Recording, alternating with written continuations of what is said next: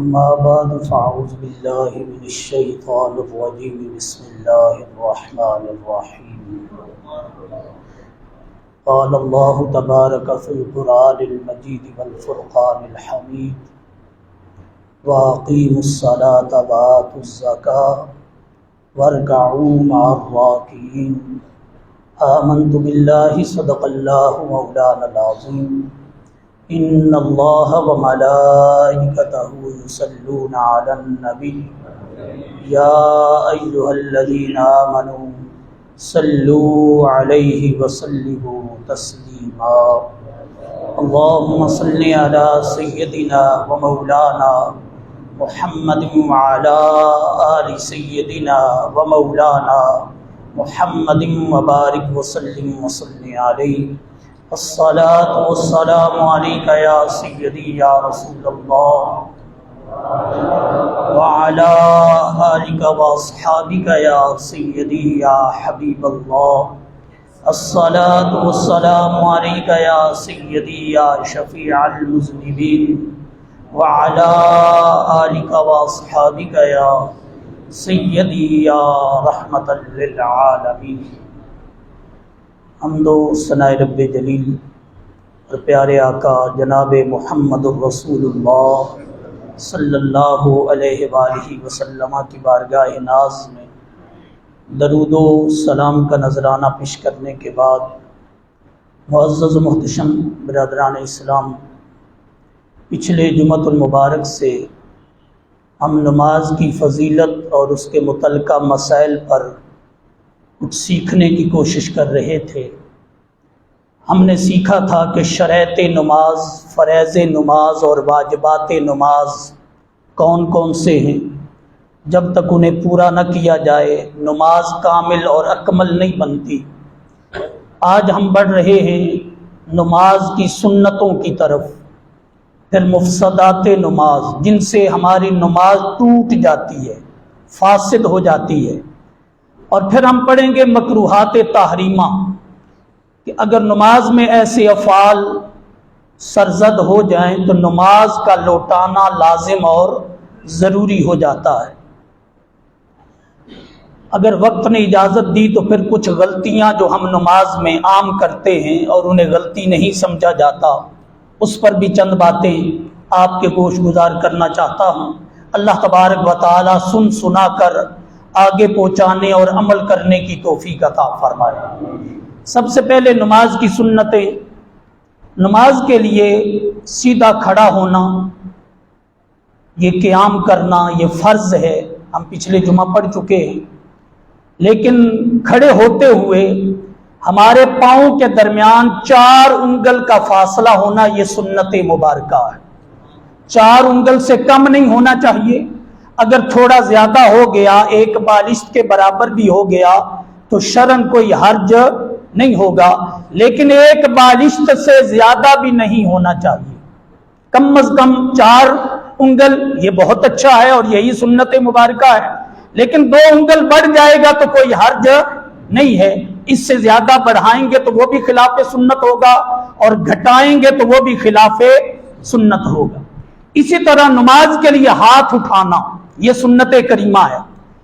ہمارے ہاں بعض احباب ایسے ہاتھ اٹھاتے ہیں، بعض اپنی مرضی سے ایسے ہاتھ اٹھا لیتے ہیں۔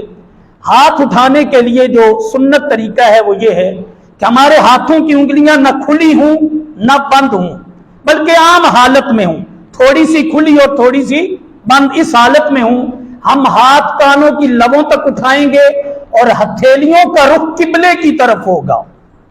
ہتھیلیوں کا رخ کان کی طرف، آسمان کی طرف، زمین کی طرف نہیں ہوگا، بلکہ قبلے کی طرف ہوگا۔ یہ سنت طریقہ ہے ہاتھ اٹھانے کا۔ یہ ہم خود بھی ہاتھ اٹھا کر اس سنت کو ادا کر سکتے ہیں۔ یہ ہاتھ اٹھانے کی دوسری سنت ہے۔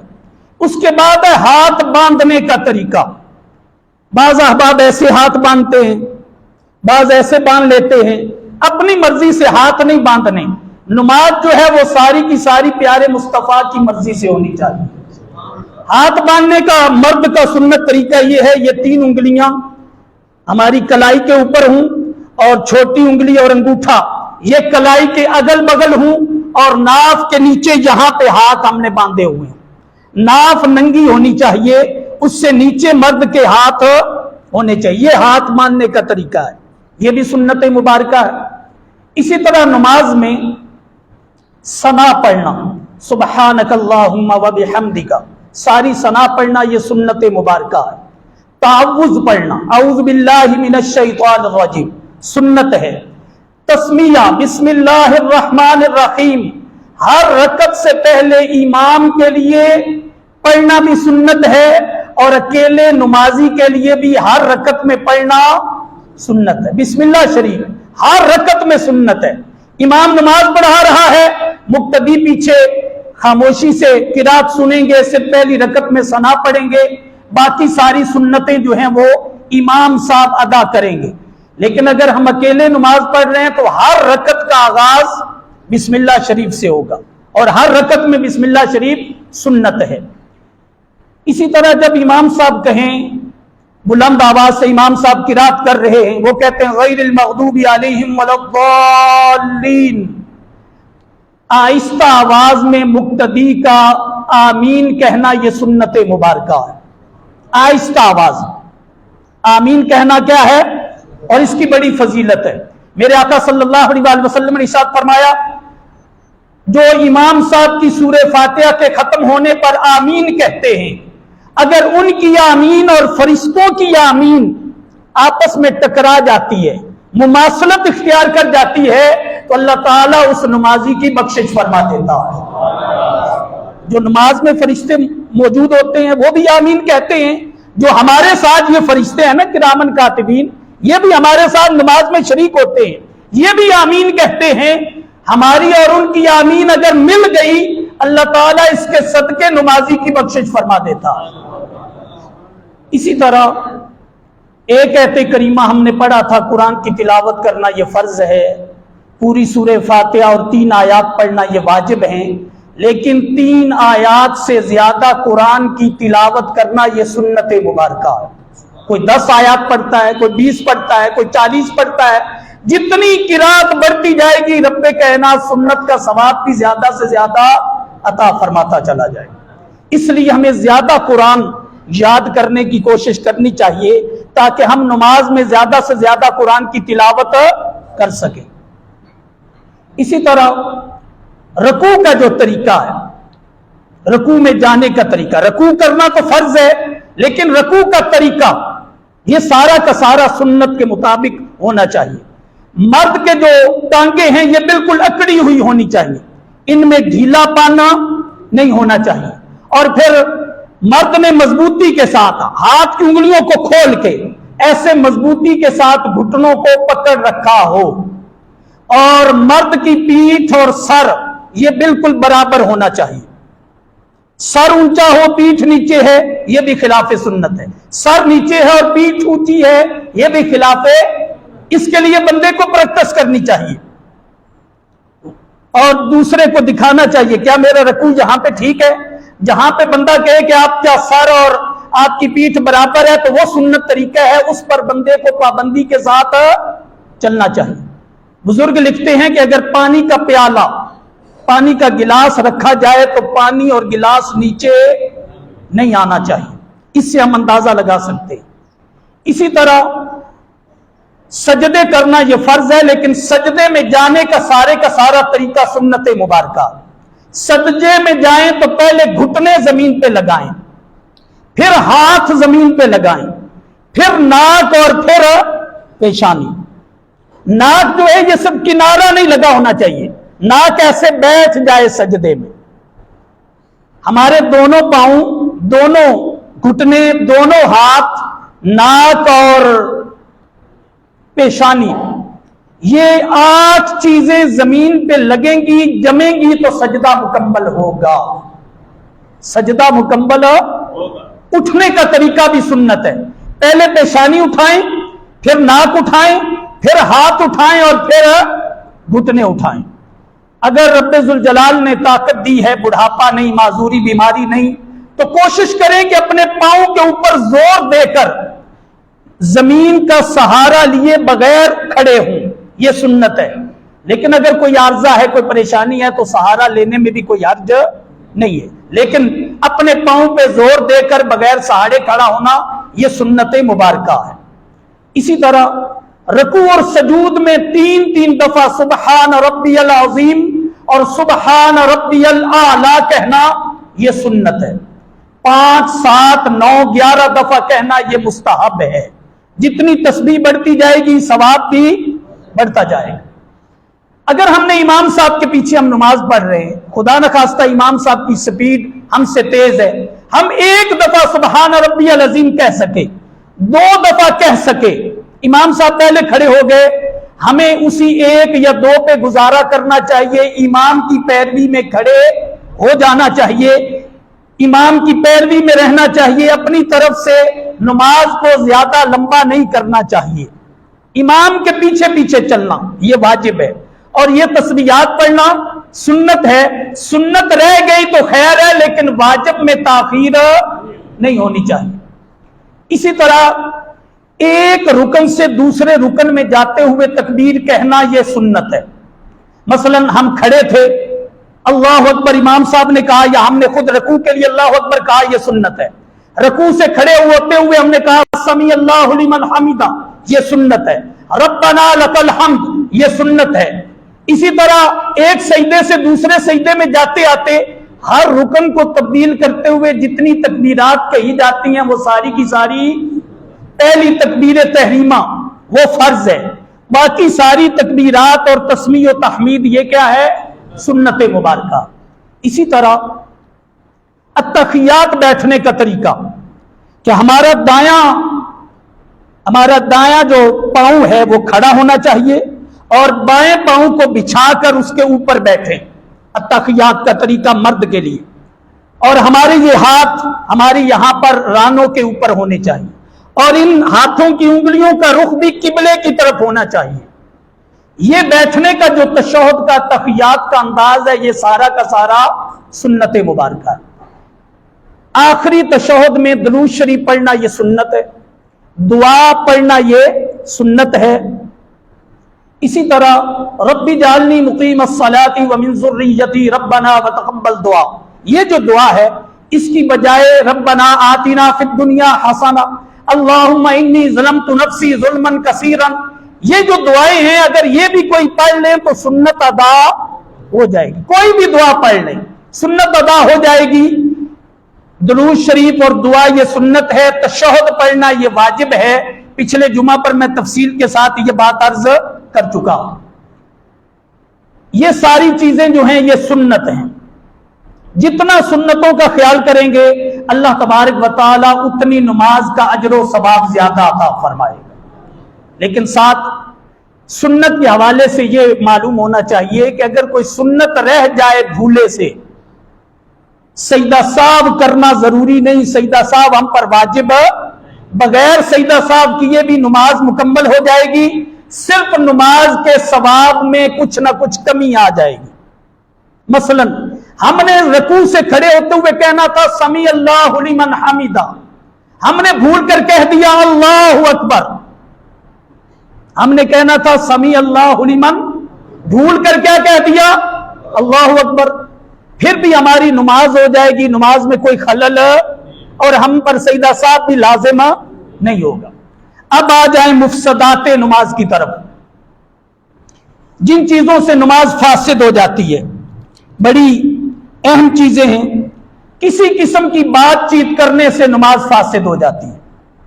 مثال کے طور پر قاری صاحب قرات کر رہے ہیں، ہم انہیں لقمہ دے دیتے ہیں، وہ ہمارا لقمہ نہیں سنتے، ہم تیش میں غصے میں جلال میں آ کے کہتے اے جناب ہماری گل بھی سنیں، ایسا کریں گے چاہے ہم اصلاح کر رہے ہیں لیکن ہماری نماز فاسد ہو جائے گی۔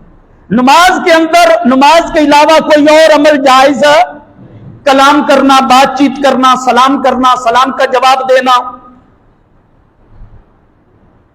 اسی طرح چھینک آئے تو چھینک کا جواب دینا، چھینکنے والے نے کہے الحمدللہ، چاہے وہ نماز کے اندر ہے یا باہر ہے، ہم نے آگے سے کہہ دیا یرحمک اللہ، یا ہمیں خود چھینک آئی اور ہم نے نماز کے اندر کہہ دیا الحمدللہ، تو نماز فاسد ہو جائے گی۔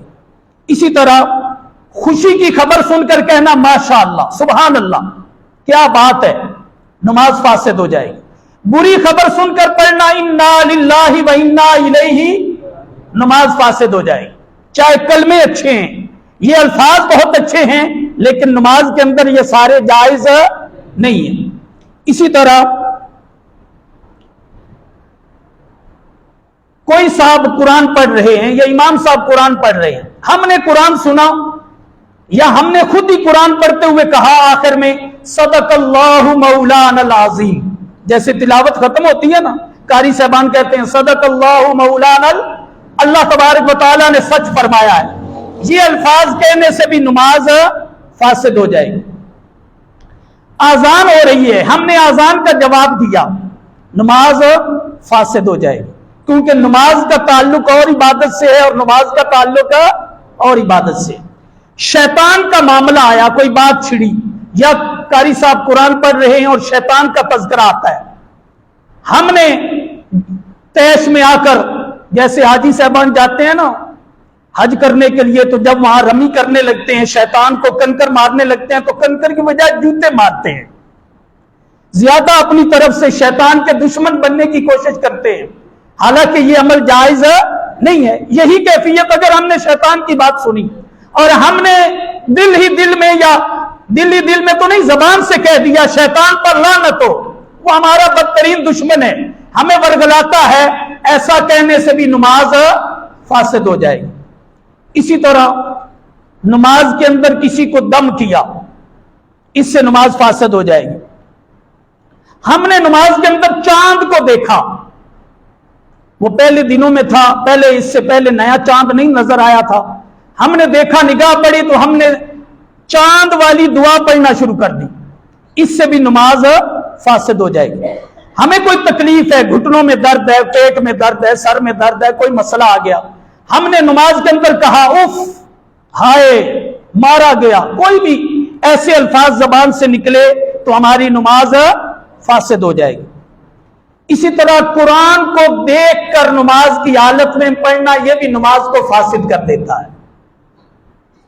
बड़े सगीर वाले मुसलमानों को फख्र करना चाहिए कि पाको हिंद और बांग्लादेश बिलखसूस, बाकी भी कुछ मुमालिक अभी मौजूद हैं रब के फजल से, अरब के भी कुछ मुमालिक हैं, सारे मुमालिक नहीं, ये चंद मुमालिक ऐसे हैं जिन पे रब का फजल है कि वहां आज भी जबानी कुरान सुनने सुनाने वाले उफाज़े किराम मौजूद हैं, कारिये कुरान मौजूद है।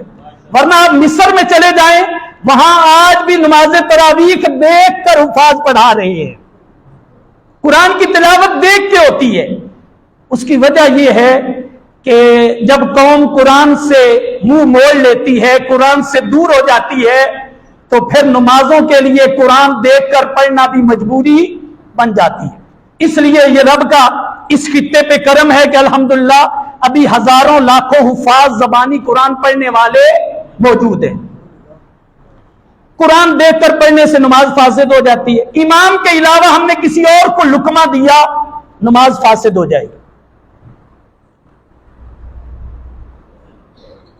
इसी तरह ऐसे अल्फाज से कुरान पढ़ना जिससे माना बिगड़ जाए, नमाज को फासिद कर देता है। मसलन इहदिनस सिरातल मुस्तकीम सिरातल लज़ीना अनअमता अलैहिम, ऐ अल्लाह हमें सीधे रास्ते पे चला, उन लोगों के रास्ते पर जिन पर तेरा इनाम हुआ है, तूने इनाम फरमाया है। अब अगर किसी ने पढ़ दिया इहदिनस सिरातल मुस्तकीम सिरातल लज़ीना अनअमतु अलैहिम, जबर की जगह पेश पढ़ दी, माना सारा उल्ट हो गया। माना यह हुआ है अल्लाह में सीधे रास्ते पे चला, उस रास्ते पे चला कि हमने तुझ पे इनाम किया है, बिल्कुल उल्ट हो गया। और कोई जानबूझ के कहे तो यह कलमा कुफर बन जाता है, बंदा दायरा इस्लाम से खारिज हो जाता है। ऐसी गलतियों से नमाज फासिद हो जाती है। इसलिए मैं पहले भी कई दफा गुजारिश कर चुका हूं, शायद पिछले जुम्मे भी कहा है, हमें वुजू लोगों को से देखकर नहीं सीखना चाहिए, नमाजें लोगों को देखकर नहीं सीखनी चाहिए, हमें किताबों से, उलमा से, असातिज़ा से वुजू, गुस्ल, नमाज, नमाज सुनाना, नमाज का तरीका, नमाज पढ़ना पढ़ाना, یہ سیکھنا چاہیے تاکہ کوئی غلطی کی گنجائش نہ رہے۔ اسی طرح عمل کثیر سے نماز ٹوٹ جاتی ہے، بڑا اہم مسئلہ ہے۔ عمل کثیر کسے کہتے ہیں؟ ہم قیام میں کھڑے ہیں، چاہے اکیلے نماز پڑھ رہے ہیں چاہے امام صاحب کے پیچھے نماز پڑھ رہے ہیں، قیام ایک رکن ہے، اس میں کھڑے ہیں۔ ایک دفعہ ہم نے ٹوپی سیدھی کی، ایک دفعہ ہم نے داڑھی پہ ہاتھ پھیرا یا مونچھیں سیدھی کی، تیسری دفعہ کپڑے سیدھے کیے۔ ایک رکن میں 3 دفعہ حرکت کی، کوئی کام کیا، تو اسے کہتے ہیں عمل کثیر، اس سے نماز فاسد ہو جاتی ہے۔ اور یہ مسئلہ 50% نمازیوں میں پایا جاتا ہے۔ تھوڑی دیر کے بعد ہم ناک کو ایسے کر لیتے ہیں، تھوڑی دیر کے بعد کان کی خارج کر لیتے ہیں۔ ہمیں کپڑوں کی زیادہ نماز میں فکر ہوتی ہے، نماز کی اتنی فکر نہیں ہوتی۔ میری گزارش یہ ہے، یہ سبق یاد کریں کہ ایک رکن میں بار بار کھانسنے سے بھی پھر تھوڑی دیر کے بعد، ضرورت نہیں، مجبوری ہے تو پھر اجازت موجود ہے، بیمار ہے، لیکن ویسے ہی بندہ کہے تو اس سے نماز فاسد ہو جائے گی، بڑا اہم مسئلہ ہے۔ اسی طرح ہم نے کرتا پجامہ تے باندھا ہوا ہے، لیکن اس کے ساتھ بار بار کھیل رہے ہیں، بار بار اس کے ساتھ کھیل رہے ہیں، جیسے میں نے پہلے اشارہ کیا کپڑوں کے ساتھ کھیلنا۔ اسی طرح ناپاک جگہ پر ہاتھ رکھ کر نماز پڑھنا یا ناپاک جگہ پر نماز پڑھنا، وہ بھی نماز کو فاسد کر دیتا ہے۔ نماز کی حالت میں اگر سطر کھل جائے، بندہ کے جسم سے کپڑے اتر جائے تو نماز فاسد ہو جاتی۔ نماز کے اندر کھانے پینے سے نماز فاسد ہو جاتی۔ بالخصوص ہمیں سحری اور افطاری کے وقت کوشش کرنی چاہیے کھانے کے بعد اچھے طریقے سے کلی کریں، مسواک کریں، پانی کو بار بار منہ میں پھیریں تاکہ کوئی شے منہ کے اندر اگر چنے کے برابر کوئی شے اندر رہ گئی، ہم نے بعد میں نماز کے اندر اسے چبا لیا، کھا لیا، نماز فاسد ہو جائے گی۔ اسی طرح کعبے شریف سے ہمارا سینہ یا چہرہ پھر گیا تو نماز فاسد ہو جائے گی۔ نماز کے اندر بندہ چلنا پھرنا شروع کر دے، نماز فاسد ہو جاتی۔ ہاں اگر کوئی اکیلا امام کے ساتھ نماز پڑھ رہا ہے، پیچھے سے کوئی نمازی آتا ہے، وہ اسے اشارہ کرتا ہے بندہ پچھلی صف میں چلا جائے، تو اس سے نماز پہ کوئی اثر نہیں پڑے گا، ویسے چلنا پھرنا جائز نہیں۔ ایک نماز سے دوسری نماز میں منتقل ہونے سے نماز فاسد ہو جاتی۔ ہم نفل پڑھ رہے تھے، تکبیر شروع ہو گئی، ہم نے نفل کو وہیں پہ چھوڑا اور فرضوں میں جا کے شامل ہو گئے، تو اب نفل ہم پہ واجب بھی ہو جائیں گے اور وہ نماز پچھلی ساری کی ساری ضائع بھی ہو جائے گی۔ اب اس نماز کو نئے سرے سے ادا کرنا ضروری ہے۔ اسی طرح نماز کی حالت میں رونے سے نماز فاسد ہو جاتی۔ اگر تو قرآن سنتے ہوئے ہمیں ترجمہ یاد ہے، ترجمے پہ توجہ ہوئی، آخرت کی یاد آئی، اللہ کا ڈر محسوس ہوا، پھر اگر رونا آیا تو پھر کوئی حرج، کوئی اور خبر سن کر اگر روئے تو نماز فاسد ہو جائے گی۔ نماز میں بے ہوش ہو جائے بندہ تو اس سے نماز فاسد ہو جاتی۔ نماز میں کہکا لگا کے ہنسنا، یہ وضو کو بھی توڑ دیتا ہے اور نماز کو بھی توڑ دیتا ہے۔ نوجوان بھائیوں کی توجہ چاہوں گا اس مسئلے پر، جو میری طرح سال کے بعد مسجد میں آتے ہیں نا، وہ پھر شرارتیں کرتے ہیں، وہ پھر نمازوں میں ایک دوسرے کو دھکے وغیرہ دیتے ہیں، تنگ کرتے ہیں، بعض دفعہ ہنسی اونچی آواز سے نکل جاتی ہے۔ کہکا لگا کر ہنسنے سے وضو بھی ٹوٹ جاتا ہے اور نماز بھی۔ کہکا لگا کر ہنسنے کی تعریف یہ ہے، آپ ہنسے اس آواز سے کہ ساتھ والے کو پتا چلا کہ آپ ہنس رہے ہیں، تو اسے کہتے ہیں کہکا لگانا۔ اگر وضو ٹوٹ جائے تو وہیں پہ نماز بھی ٹوٹ جاتی ہے۔ ہمارے ہاں یہ بھی کمی ہے، آج تک میں نے کسی بندے کو نہیں دیکھا کہ وہ نماز سے نکل گیا ہو کہ میرا وضو ٹوٹ گیا ہے۔ ہم جو صبح والا وضو ہوتا ہے، سارا دن جنازے بھی اسی سے پڑھتے ہیں اور سارا دن اسی پہ گزارا کرتے ہیں۔ بغیر وضو نماز پڑھنا خود گناہ کبیرہ ہے، اور جو اسے جائز سمجھ کے پڑھے وہ دائرہ اسلام سے خارج ہو جاتا ہے، اس لیے کہ اس نے رب کی عبادت کی توہین کی، اور اللہ کی عبادت کی توہین بندے کو کفر میں لے جاتی ہے۔ عورت اگر پاس کھڑی ہے نماز کی حالت میں मर्द की नमाज टूट जाएगी। औरत नमाज की हालत में साथ खड़ी है तो मर्द की नमाज, औरत जो भी हो। इसी तरह तकबीरात को लंबा करना, अल्लाहु अकबर, अस्तगफिरुल्लाह, ऐसे तकबीर कहना, इससे भी नमाज फासिद हो जाती है, क्योंकि इसका माना तब्दील हो जाता है। अब हम आते हैं मकरूहात तहरीमा की तरफ। वक्त थोड़ा है, मैं जल्दी जल्दी इन्हें पढ़ना चाहता हूं। कपड़े, दाढ़ी और बदन से खेलना, कपड़ा समेटना नमाज की हालत में, दोनों तरफ से कपड़ा लटका के नमाज पढ़ना, आस्तीन आधी कलाई से ऊपर रख के नमाज पढ़ना। यह आधी कलाई है, ये पूरी कलाई है यहां तक, यहां से ऊपर अगर आस्तीन रख कर नमाज पढ़ेंगे तो नमाज मकरूह तारीमी होगी, उसका लौटाना लाजिम और जरूरी है। पाखाना, पेशाब और री का दबाव है, हाजत है, और उसे रोक कर नमाज पढ़ना, इससे भी नमाज वाजिबुल इयादा हो जाती है। बंदे को भूख लगी है सख्त और तवज्जो उसकी खाने की तरफ है, लेकिन कहता है साहब नमाज से भी जान छुड़ा लूं, इससे भी नमाज मकरूह तहरीमी होगी और उसका लौटाना उसे चाहिए पहले खाना खा ले ताकि तवज्जो के साथ अल्लाह की बारगाह में हाजिर हो सके। नमाज की हालत में कच्ची जगह पर, आजकल तो खैर ये मसला नहीं है, कच्ची जगह पर कोई बंदा नमाज पढ़े, आगे कंकर पत्थर पड़े हैं, ऐसे दोनों हाथों से पहले उन्हें चीक करता है, साफ करता है, फिर नमाज पढ़ने से नमाज मकरूह तहरीमी होगी, उसका लौटाना जरूरी होगा।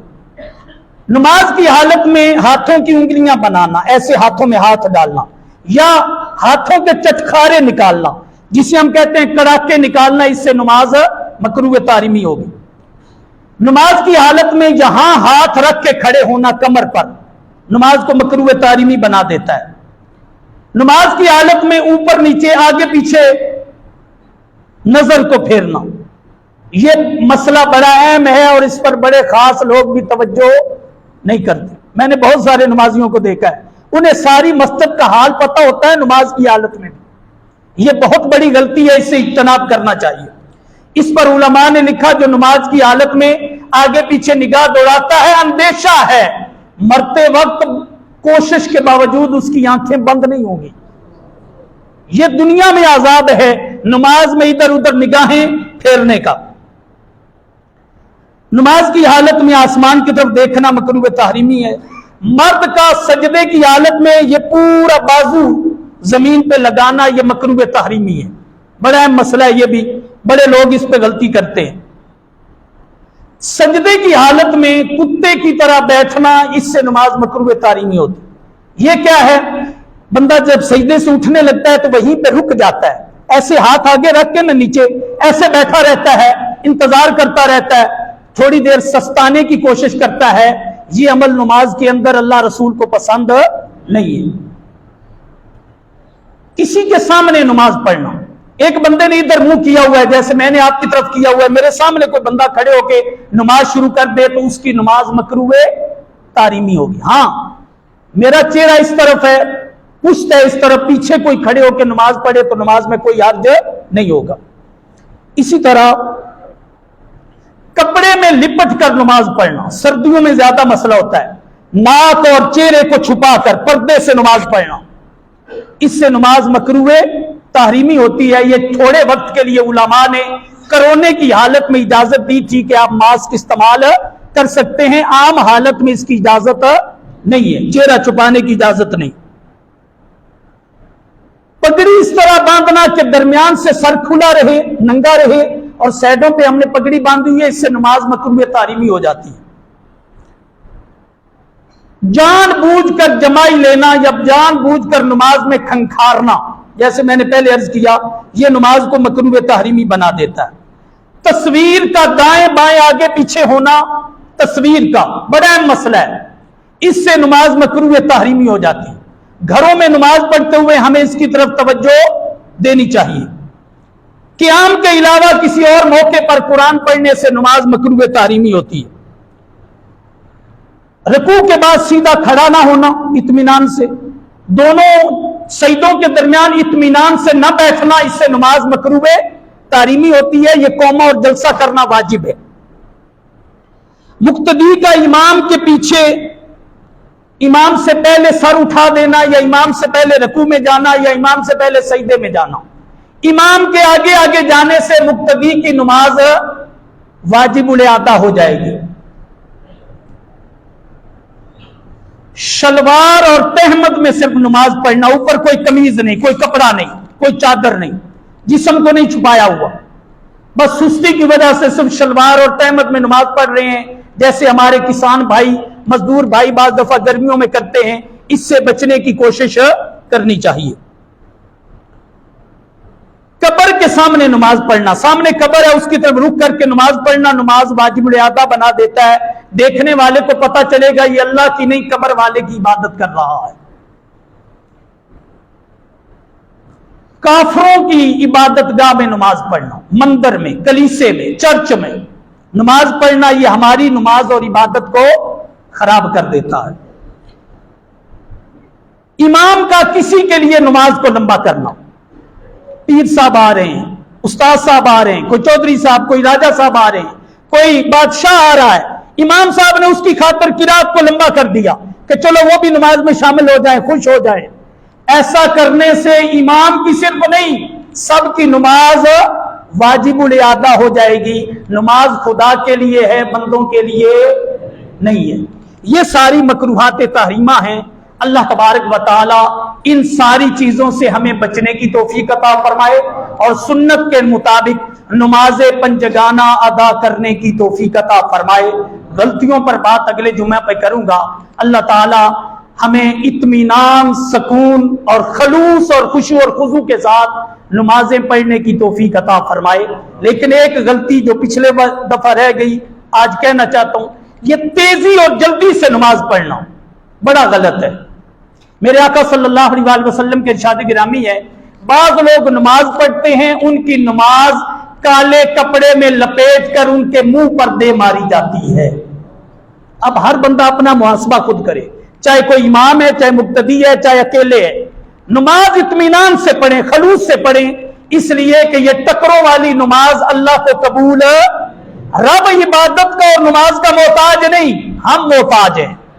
इसलिए हमें जल्दी नमाजें पढ़ने की आदत को छोड़ना चाहिए और सुकून से, इत्मीनान से नमाज पढ़ने का आदी बनना चाहिए। अल्लाह ताला अमल की तौफीक अता फरमाए। वमा अलैया इल्लल बलागुल मुबीन।